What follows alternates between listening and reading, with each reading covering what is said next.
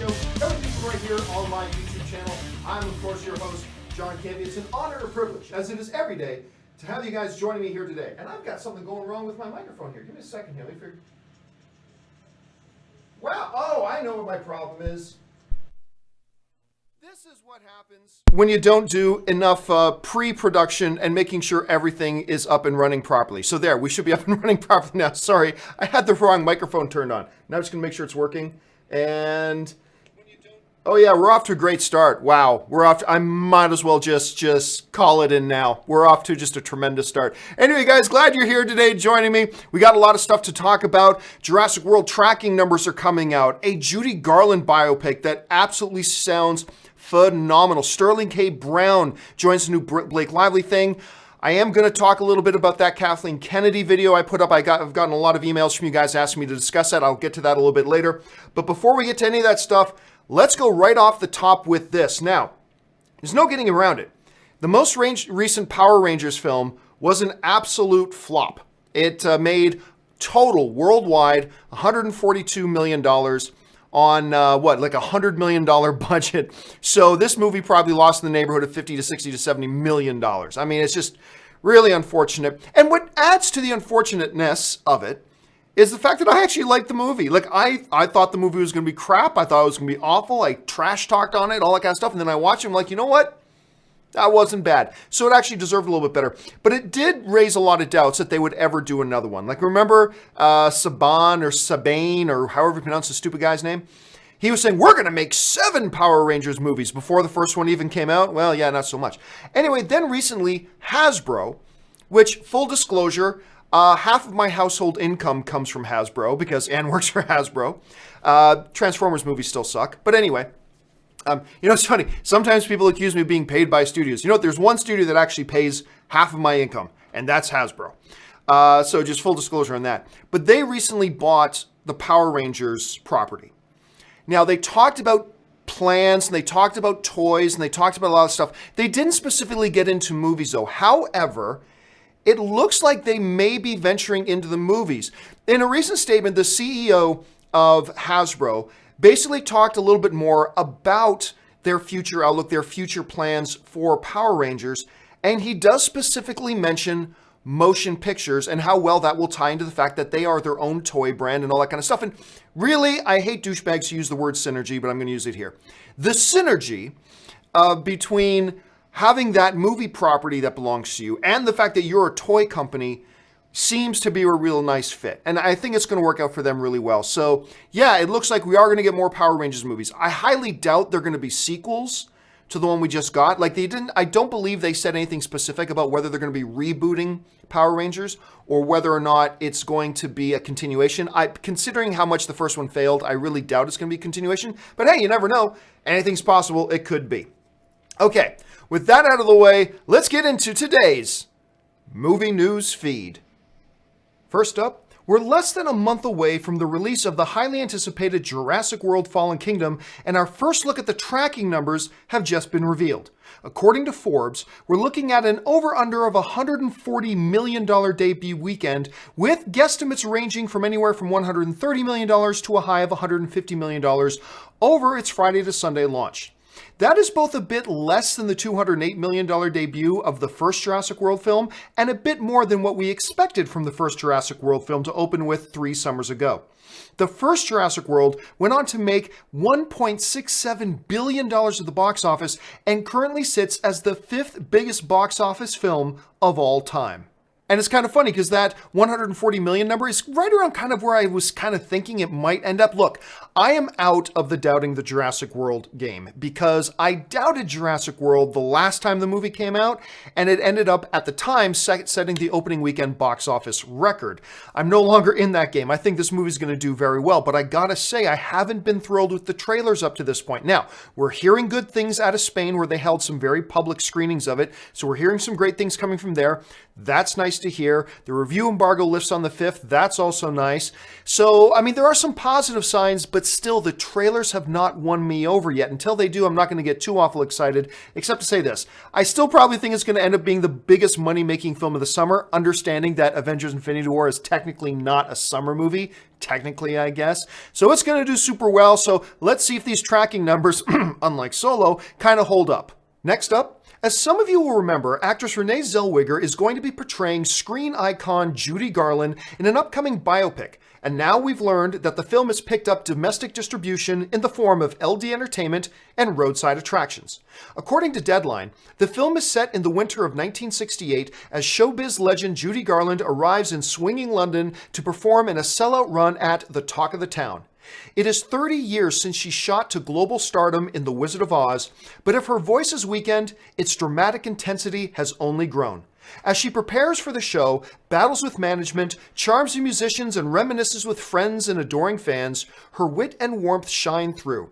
Even her dreams of romance seem undimmed as she embarks on a courtship with Mickey Deans, her soon-to-be 5th husband. There's just no other way to put it. Judy Garland is a Hollywood god. She's absolutely a Hollywood god, like even well beyond The Wizard of Oz. And Renee Zellweger is an Academy Award-winning actress. This seems really good. Look, the synopsis of this thing sounds completely intriguing to me. I think Renee Zellweger is the right actress for the job. Mark me down as being very excited for this. Next up, normally when any actor says they'd be interested in playing a certain role, it's not really news because obviously any actor would like to work, but I just personally like this one so much I thought I'd mention it.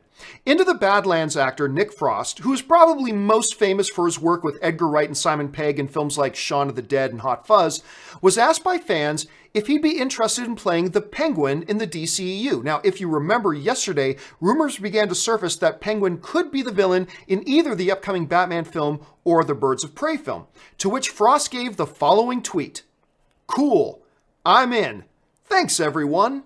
There is simply nothing to not like about Nick Frost. The guy is just simply delightful. He's awesome to be around. I've had the opportunity to moderate some Q&As with him both at Comic-Con, and even I moderated the Q&A at a screening of World's End with him, Simon Pegg, and Edgar Wright here in Los Angeles. And the dude is just sweet and nice, and it's hard not to cheer for him. Now, we've seen recently that he can also turn, he's not just this jovial big guy. He can turn in some pretty serious, intense stuff.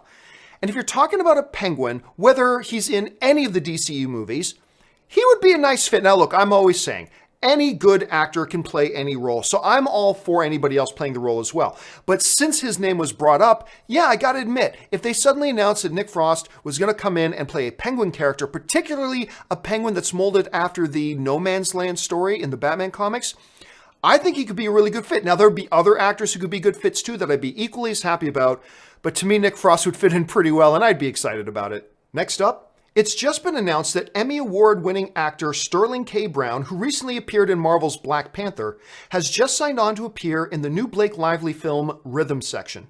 According to Variety, Lively suffered a hand injury while doing a stunt on the Dublin set in December, and the production has been on hold ever since and is now ready to get back to shooting.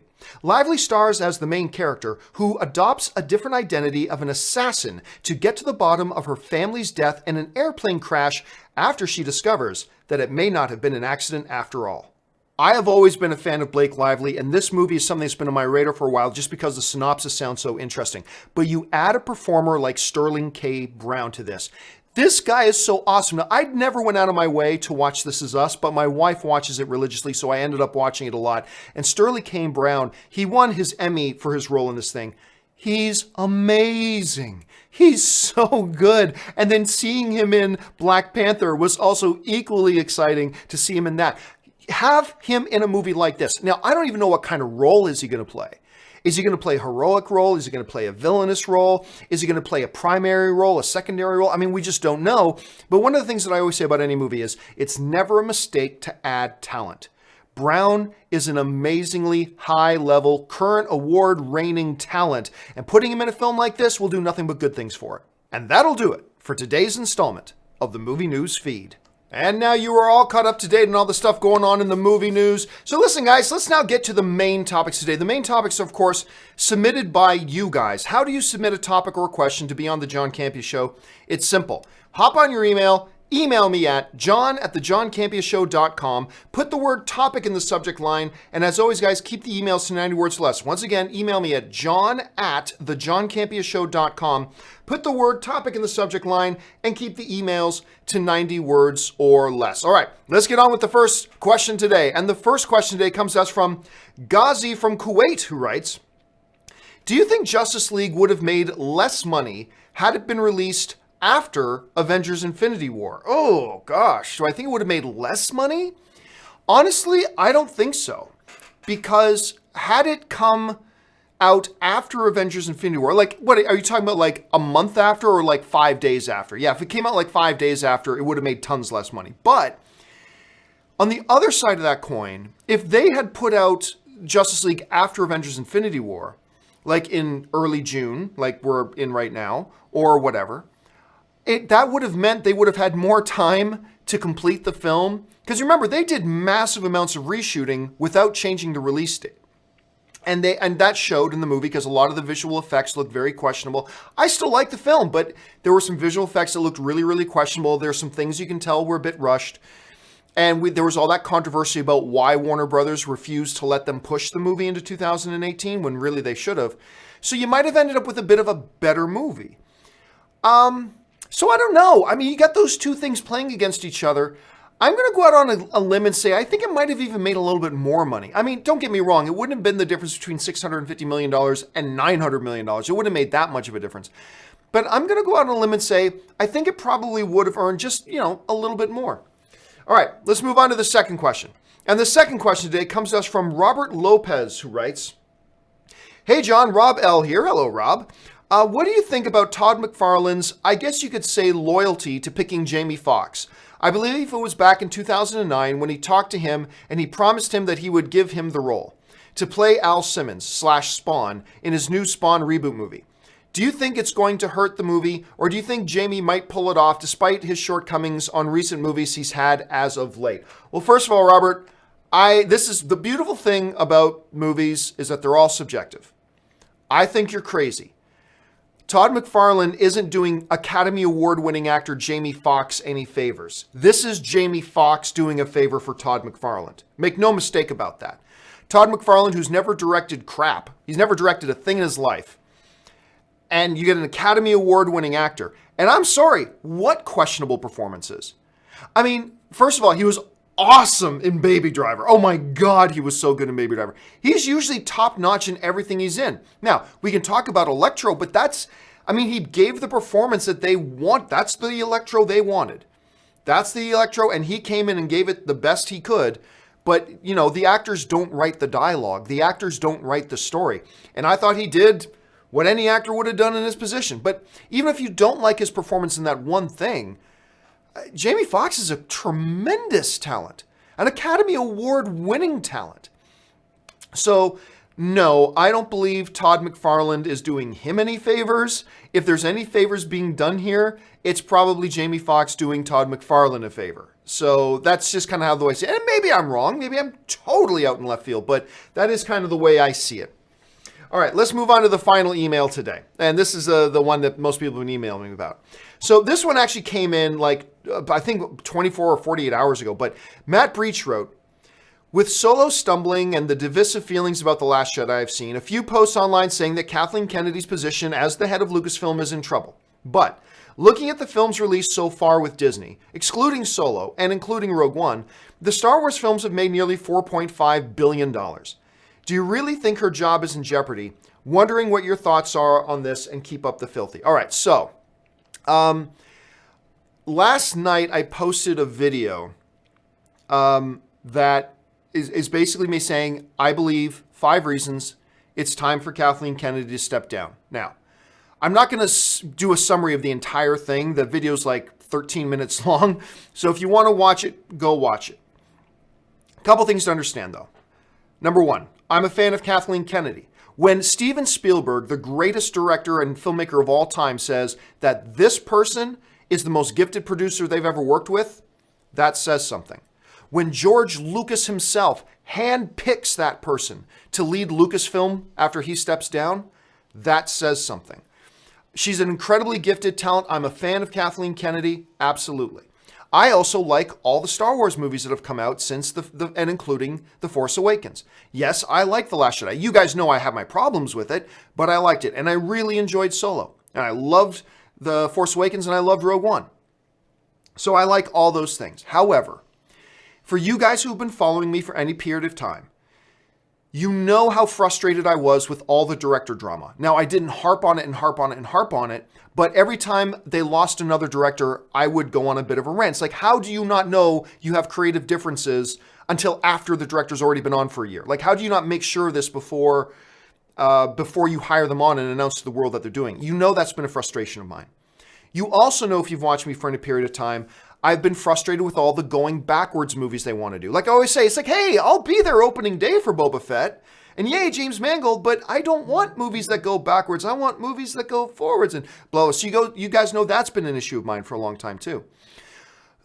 What ultimately pushed it over the edge for me, even though saying I like the movies, I think Kathleen Kennedy's an incredibly intelligent, gifted person, and despite what some disgruntled fans may say and think, she loves Star Wars. She really does. George Lucas wouldn't have handpicked her if she didn't. She does.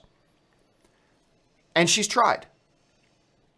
The two things I would say that have then piled on for me is that, number one, the failure of Solo. You can't ignore that. But the other one is this. I have been sitting here as a Star Wars fan waiting for 6 months.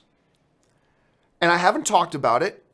I mean, I have with some friends of mine, but I haven't talked about it openly or publicly. But I have been waiting for 6 months for Kathleen Kennedy, as the president of Lucasfilm, to come out and make some efforts to try to reunify, to some degree, to try to reunify the fandom, the Star Wars fandom. As I've sat and watched the Star Wars fandom become more and more toxic, more and more vile, more and more just terrible, I have sat and waited for Kathleen Kennedy to do something about it, to take an active role, to speak, to do something, to try something. I have sat and I have waited and I have just quietly just watched the Star Wars fandom fall to pieces while she sat and said nothing and did nothing. Now, it is not the job of a studio head to look after the fandom per se. I mean, the studio head's job is to be a studio head. But Star Wars is a different creature. Star Wars is a different thing altogether. When you are the head of Star Wars, you've got to take some responsibility for the fandom. And under her watch, she has been governing the Star Wars universe as the most vicious, vile, disgusting divide in the Star Wars fandom has occurred, and she has sat back and done nothing. She hasn't even tried. So, as I explained in my video, things like my year-long problem of her, and you guys hear me talk about this all the time, her most important job is picking and making sure she's on the same page with the directors. They've had 4 films, and there have been 4 big director dramas. And I said, she's failed at the most important job. I have sat and tried to be optimistic, but I've always said, I don't want movies going backwards. But she's refused to expand the Star Wars universe. It's just been contracting. The fact that she has overseen the biggest divide in Star Wars, in the Star Wars fandom history, and has sat and done nothing to try to address it or to try to help or to try to step in, she's done nothing. And then, of course, crowning that all off with the failure of Solo. Now, look, none of that changes the fact that Spielberg considers her to be the most gifted producer he's ever worked with. None of that changes the fact that George Lucas believes in her so much he handpicked her to run Lucasfilm. None of that changes the fact that she's a very gifted movie executive. None of that changes. And I like Kathleen Kennedy very much. That has not changed whatsoever. And I like the Star Wars movies that have come out. But for me, it's kind of like the DCEU situation, right? I like the movies, but I keep seeing this behind-the-scenes drama going on, and it frustrates me. And unfortunately, to me, it's kind of the same situation. I like the movies we got, but I'm seeing the writing on the wall. I'm seeing these problems persistently happening. And the fact that, again, the thing that has tipped it over the edge for me has been the fact that I have quietly sat and waited for Kathleen Kennedy to do something to address the division happening in the Star Wars fandom. And she's done nothing. And to me, that went, you know what? Like the analogy I give in my video is, you're a good sports coach. You're a good football coach. You're a smart football coach. But for whatever reason, it's not working. The team's not winning. We need to change coaches, even though you're very gifted and very good. We need to make a change. And I feel like, yes, The Force Awakens, yes, Rogue One, yes, The Last Jedi, all made tons of money. Yes. But with Solo, we're starting to see the repercussions of all the behind-the-scenes drama that's been manifesting itself externally as well. So, while I'm a big fan of Star Wars, I'm a big fan of Kathleen Kennedy, even I, as a fan of Kathleen Kennedy, would have to say, because of all the reasons I list in that video, that I believe it's time for her to go. Now, is her job actually in trouble? I don't know. I honestly don't know if her job's in trouble, because the fact of the matter is, she did something even Kevin Feige hasn't done. She put out 3 films that total nearly $4.5 billion in a row. That's even something Kevin Feige hasn't done. And it's all about the business in Hollywood. It's all about the bottom line. And I get that. I totally do. So is her job in trouble? I doubt it. I doubt her job's in trouble. Now you can say, but John, what about all the people calling for her to be fired? We represent 5%. 5%, maybe 5%, probably closer to 3% of the actual movie-going public. So with that in mind, I really doubt her job's in trouble. She may move on. She may get tired of all this stuff, but who knows? We'll just have to see. So anyway, that's my point of it. Look, I would highly encourage you to go and watch the video I put up. I emphasize again that these are things that I have very methodically been thinking about for over a year. It's just that more and more things have been added onto it. And finally, it gets to the point that I've gone, you know what? We need a new person leading Star Wars at this point, both the movie franchises and the community. We need a new leader. And I'm not it, but Kathleen Kennedy's not it. And I think it's time for her to go on and continue being an awesome producer, continue doing great things in Hollywood. I just don't think leading Lucasfilm and leading Star Wars is the right thing to her. Again, for all the reasons, especially the director stuff. That's the big thing, but now the silent stuff as well. So anyway, I'm sure you guys will have some more things you want to say about that. So let's dive into the live questions today. And the first live question today comes to us from Alexander Helmer, who writes, just watched Man of Steel for the first time. Oh my God, it's so good. From the emotion to the action and the awesomeness of Zod. How did people not like it? Well, I ask myself that all the time. How do people not like this amazing masterpiece of the comic book genre? But all film is subjective. Just because I like it doesn't mean anybody else is going to like it or that everybody else is going to like it. And a bunch of people do like it, and a bunch of people it didn't work for them. I don't understand how it didn't work for them, but I don't have to understand, which is fine. But yeah, I adore that movie. That and the original Thor film, I believe, are the all-time most underrated comic book movies ever. I also think Man of Steel's in the top 10 of the best comic book movies ever made. So I'm glad you enjoyed it, Alexander. Adam Douglas writes, bigger opening weekend, Incredibles 2 or Jurassic World? You know what? If Jurassic World opens at, I would have said before Jurassic World. If Jurassic World opens to 140 million, like we've just discussed, like the tracking is suggesting it will, if it does open to 140, and we don't know that it will, but if it does, I'm going to say Incredibles will open bigger, because I'm thinking Incredibles will open around the 140 to 150 million mark. So if Jurassic World comes in at 140, I think Incredibles will sneak over it. I do. Now, if Jurassic World comes out and makes like 175 million opening weekend, then I don't think Incredibles 2 will catch it. But right now, I'm going to guess that Incredibles 2, if Jurassic World comes in at what they're tracking at, I'm going to guess Incredibles 2 will top it just by a little bit. Josh Crichton writes, just want to stop by and wish everybody, including you, John, and your wife, Anna, a happy donut day. Tim Hortons or Dunkin' Donuts? Oh, easy. Tim Hortons by a mile. Dunkin' Donuts is a poor man's reflection of Tim Hortons. And that's no disrespect intended to Dunkin' Donuts. As a matter of fact, right on the corner, there's a brand new Dunkin' Donuts opening up here in the next couple of days, right on my corner here.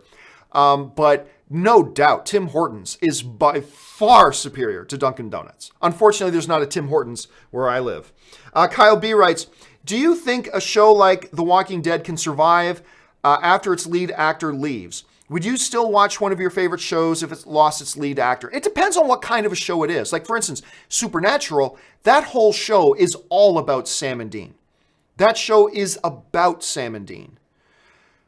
Walking Dead, while, Rick is clearly the lead character, there's no doubt about that. It is more of an ensemble show than it is, like, say, Supernatural, which is firmly about Sam and Dean. I believe Walking Dead could survive. Yeah, I think it could survive without Rick.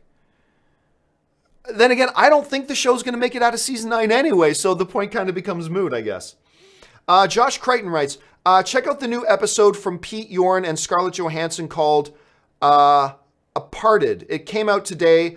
I got a revisit review, a Bull Durham or Rain Man. I honestly have no idea what you're talking about. A new episode of what? Sorry, Josh, sorry about that. As far as, Rain Man would be a good one to do, actually. Rain Man's actually a pretty good one to do. I don't know that I do Bull Durham, but Rain Man is definitely a pretty good one for sure. Johnny Banks writes, did you watch the Cavs-Warrior game last night? What was J.R. Smith thinking? You know what? I didn't. I was too busy working. I was working all night. I never got a chance to watch the game. I haven't even had a chance to watch the highlights. I keep hearing that J.R. Smith lost the game for them, which, by the way, if you're the Golden State Warriors, you've got to be humiliated. You are a team of all-stars playing against a team of one all-star and a bunch of tin cans, and you get pushed to overtime and only win because somebody on the other team made a big mistake? They've got to be humiliated. The Golden State Warriors should not lose a single game in this series. If they do, they should be totally humiliated. Mason Catchman writes, seeing Upgrade tomorrow, can't wait. I was supposed to go see Upgrade last night, and I ended up working all night. So I didn't get to see it. I'm maybe going to try to sneak out to see it today if I can. I'm either that, or once again, I reinstalled World of Warcraft yesterday. So I might be spending a stupid amount of time playing World of War. I started a brand new character.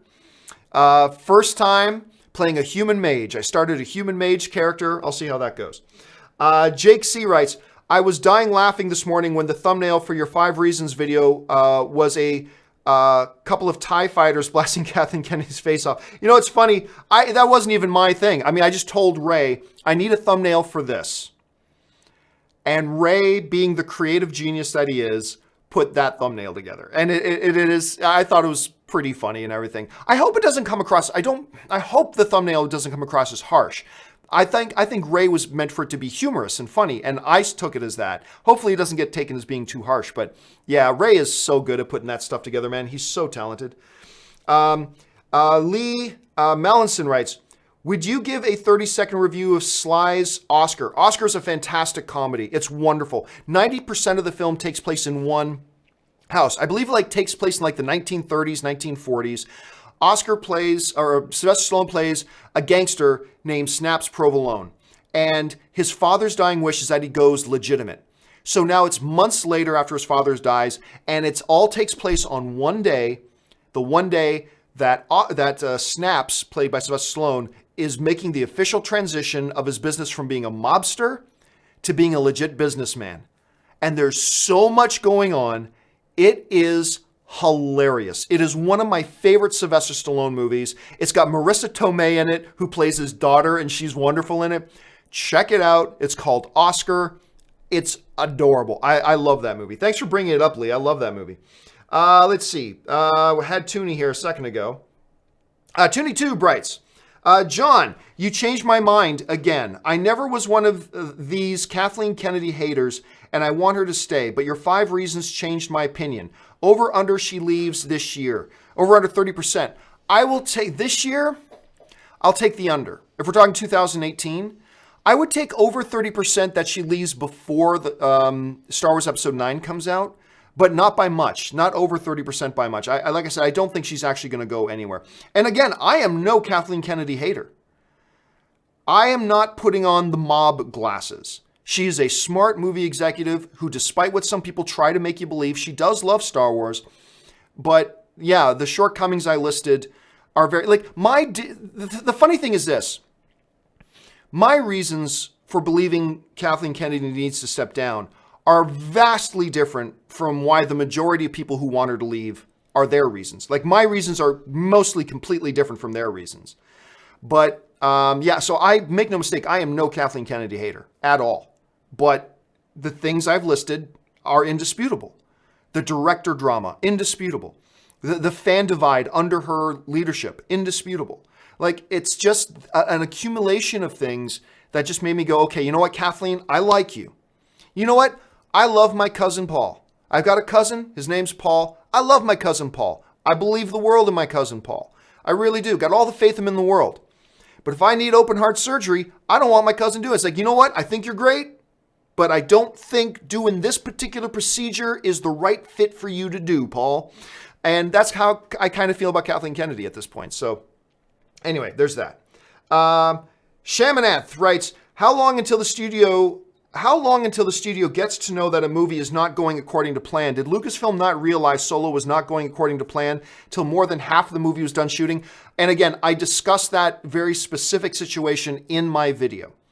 So you should go check out my video about Kathleen Kennedy. And I specifically talk about like the fact that how do you not understand something is going terribly not according to plan and terribly wrong until the movie's already 85% shot? How do you not get that? Like, this is under your watch. How does that happen? And that is one of the questions. So again, instead of me revamping the whole 5-minute spiel, I would suggest you go check out the video. Taki75 writes, Dave Bautista is a real-life Korg. Hey, man. Yeah, Dave Bautista's great. I mean, and seriously, I have loved every opportunity I've had to meet and chat with him. He's just got this fun attitude. He's just got this very humble attitude. He's like just grateful that he gets to be in this business. That he's just, and you're right. He's like a real life Korg, this big, huge warrior. It's like, hey man, like that's totally him. You just nailed it, Taki. Chris Warden writes, just a follow up from Thursday. I in no way meant to imply that theaters shouldn't get anything from ticket sales. I was just calling in to question the common belief that they get as much as up to 50%. 1/3 seems more accurate to me, in my opinion. And you know what? When you balance it out, it might get closer to 50%, actually. Because, like the first week of release, the movie theaters keep a small percentage. As the movies in theater longer and longer, like once you get into third and fourth week, the theater's take gets bigger and bigger. So who knows, maybe by the end of the day, it works out being a little bit closer to 50-50. Personally, I think it's probably somewhere between that 1/3 mark and that 50% mark. It's probably in the middle there somewhere, is my best guess. So yeah, but again, it's been a while since I've worked for AMC, so I don't really have anybody there I can just straight up ask about. But the last time I asked them about it, which was about 4 or 5 years ago, they said it was around 1/3. Maybe it's just north of that, but they said it was around 1/3. Lawrence RBE writes, where would Hollywood be if the MCU was a failure? I was thinking about this when I realized the financial success of all the movies. Hollywood would be fine. Hold a second. Let me bring this up here. Let's just take 2017, for example. Where's 2017? Okay. 2017, just last year, all right? Number one film of 2017, not an MCU film. It was Star Wars The Last Jedi. Number 2 film, not an MCU film, Beauty and the Beast. Number 3 film, not an MCU film, Wonder Woman. Number 4 film, not an MCU film, Jumanji, Welcome to the Jungle. Number 5 film, Guardians of the Galaxy Volume 2. There we go. And actually, let me go over to 2000. Let me just pull up 2016 and see where we're at with 2016. 2016, number 1 movie, Rogue One, not an MCU film. Number 2, Finding Dory, not an MCU film. Number 3, Captain America Civil War. Number 4, Secret Life of Pets, not an MCU film. Number 5, The Jungle Book, not an MCU film. Number 6, Deadpool, not an MCU film. Number 7, Zootopia, not an MCU film. Like, yeah, Hollywood would be fine. Even if the MCU was not a big success, there you go. I mean, it would still be fine. I think the numbers kind of prove that out. Let's see. Adrian Avalar writes, morning, John. While I disagree, I found your Kennedy video interesting. Off topic. Do you think the Vegas Knights' success is bad for the NHL? No, I think it's a great story. I've said this over and over again, but I think when you get a team that is made up of all players that other teams didn't want or didn't think were important enough to protect in an expansion draft, and that team goes to the finals, I think it's one of the great underdog stories of all time. I honestly think it's one of the great sporting underdog stories of all time. So no, I don't think it's bad for hockey. I really don't. Marvin777 writes, thoughts on the director's cut of 2003's Daredevil. I don't think I've ever watched it, to be honest with you. I like Daredevil. The way it is. So I don't think I might have seen it, but off the top of my head, I'm not even sure that I did. Dirk Diegler writes, hello, John. 2 things. 1, I nominate the movie Speed starring Keanu Reeves and Sandra Bullock for Movie Club. And 2, I don't want another Batman Penguin movie. We had one with Batman Returns. Why another? Yeah, but the Batman Return one's like, hold on a second. Holy smokes. What year did that come out? 92. That came out like 26 years ago. I mean, I think we're okay. Like, I would think that we are okay to do another one 26 years later. There's a big chunk of the movie-going audience that wasn't even alive the last time the Penguin was a character in a Batman movie. Not to mention, I'm sure whatever Penguin they did today would probably not look anything like Danny DeVito's Penguin. It would probably be a very different kind of Penguin. So yeah, I personally, I mean, I respect your opinion. I respect how you feel about it. But personally for me, I don't see it. Now, don't get me wrong. Penguin's not my first choice to use as a villain. Although I do think like a No Man's Land Penguin could be very, very cool. Penguin wouldn't be my first choice either. But at the same time, I'm going to disagree with you a little bit there, Dirk. I don't know that I see any problem with it. If it was 7 years ago, maybe. But it was like 26 years ago. Like I said before, a lot of movie fans today were even alive. So I don't know that I have a problem with it. As far as Speed, that's not a bad one. Speed's another good one that we might have to consider. That movie is so amazingly ridiculous. It's crazy. Firefly Phoenix writes, hey, John, a new Patreon member. Oh, thank you so much. And first time comment, love your show. Have you watched Cobra Kai yet? It's so good. You know what? I watched the first 3 episodes and I gave up on it. Not for me. It felt too amateurish and too silly and too cheesy to me. And I can see why some of that stuff like would really work for some people in a real nostalgic kind of way. And I was excited about checking it out because everybody said you should watch Cobra Kai, you should watch Cobra Kai. I got 3 episodes in. I'm like, I can't waste any more of my time watching this. Like if everybody else loves it, that's awesome. That's great. But it's not working for me, so I don't know that I want to waste any more of my time. So yeah, I got around to watching a few episodes, but sadly, I haven't enjoyed it. But hey, most people do. Most people really do enjoy it. So, and it got renewed for season 2. So good news for everybody who enjoys the show. Let's see. Joe Zapata writes, I bet they will postpone Ryan's upcoming trilogy. Oh, I bet you they don't.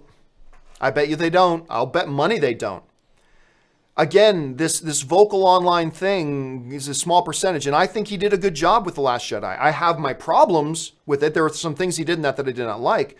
But the important thing here is that Disney liked what he did, and they believe in him. And they're not going to change just because there are some fans who are angry about it. They're going to move forward with it, so I don't think they're going to delay it. Not that we've got any release dates for his films anyway, so we'll have to wait and see. Let's see. Just last question of the day, and then guys, don't worry about it. If you have sent in a live question that I don't have time to get to here, do not worry. I will include it on the next companion video, so no worries. Okay, here we go. Volushkin writes, hey John, just an idea, but video game movies, I think Fallout has a perfect layout for them to try a movie with. Thoughts? There are a number of video game movies that have potential. I think Fallout is fair to say is one of those films. I think Last of Us also has a huge amount of potential. I think Uncharted also has a huge amount of potential. But we've seen games before that had huge potential. Like, honestly, I think Assassin's Creed was a perfect target for an adaptation. And that was just brutally bad. But yeah, I would put Fallout under that category as something that has the potential. But again, it's just potential. It's just potential. So have to wait and see. And the fact of the matter is, don't hold your breath for any big new video game movie to come out anytime real soon, because they just did Tomb Raider and it was a good movie and it still did not do well at the box office, considering. So that's going to hurt things a little bit.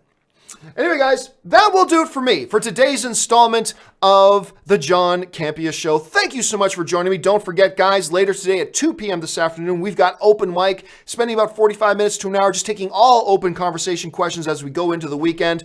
Listen, guys, do me a favor. If you have not done so already, if you enjoy my programming, do me a favor, head on over to www.patreon.com/John Campea. There, get all the information about what it means to be a Patreon supporter, how being a Patreon supporter keeps this show on the air, and what benefits are to being a Patreon supporter. We've got audio-only versions of podcasts if you like to just listen to podcasts. We've got an exclusive Facebook group, and also we just restarted Star Wars Talk as a Patreon only on the Patreon Facebook group. That's exclusively where Star Wars Talk lives now. After I canceled it, we relaunched it again there, and it's going great so far.